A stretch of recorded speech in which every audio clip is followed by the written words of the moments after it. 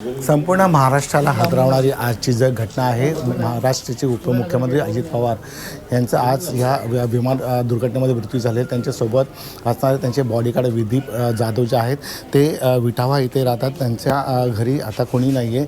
सकाळी 6:30 वाजताच हे आपल्या कामानिमित्त म्हणजे कामाबरोबर निघालेले होते। अजित पवार यांच्याबरोबर सकाळीच निघाले होते। हा जो परिसर या परिसरामध्ये संपूर्ण शोकाकूळ पसरलेली आहे।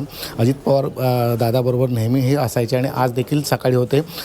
इथले जे त्यांचे नातेवाईक आहेत किंवा आजूबाजूचे सहकारी त्यांच्याशी आपण चर्चा करूया।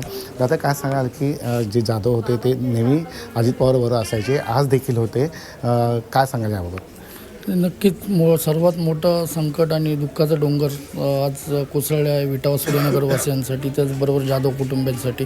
अजितदादांबरोबर ते अंगरक्षक म्हणून अनेक वर्ष काम पाहत होते, परंतु इथे तरी अजितदादांचे जरी ते अंगरक्षक असले किंवा पोलीस दलात असले मुंबई, तरी पण परिसरातील नागरिकांशी मनमिळावू आणि प्रेमळ स्वभाव होता। सर्वांशी बोलून चालून असायचे आणि कुठल्याही त्यांच्यामध्ये बडेजाव नव्हता आणि एक सामान्य कुटुंबातले व्यक्तीप्रमाणे ते सर्व वावरत होते। आणि आज त्यांच्या जाण्याने खरंच विटावा सूर्यनगर वासियांसाठी दुःखाचा डोंगर कोसळलेला आहे। त्याचबरोबर त्यांच्या कुटुंबियांना या दुःखातून सावरण्यासाठी ईश्वर ताकद देव ही ईश्वरचरणी प्रार्थना करतो। आम्हाला समस्त सूर्यनगर विटावासियांच्या वतीने त्यांना श्रद्धांजली वाहतो, कारण का त्यांचं पूर्ण कुटुंबच इथे होतं आणि सर्वांशी मिळून मिसळून राहणारं एक व्यक्तिमत्व आम्ही आज हरपलो आहे।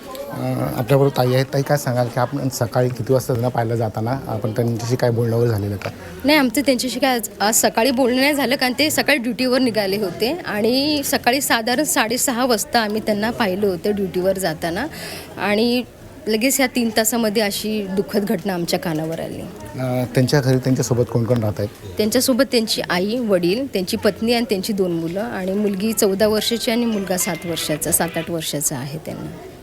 नक्कीच आजच्या या अपघातामध्ये जे जाधव आहेत त्यांचा मृत्यू झालेला आहे, त्यामुळे संपूर्ण विटावा परिसरामध्ये शोककळा पसरलेला आहे। कॅमेरामन दिनेश जाधवसह आतिश भोईर, झी मीडिया, कळवा।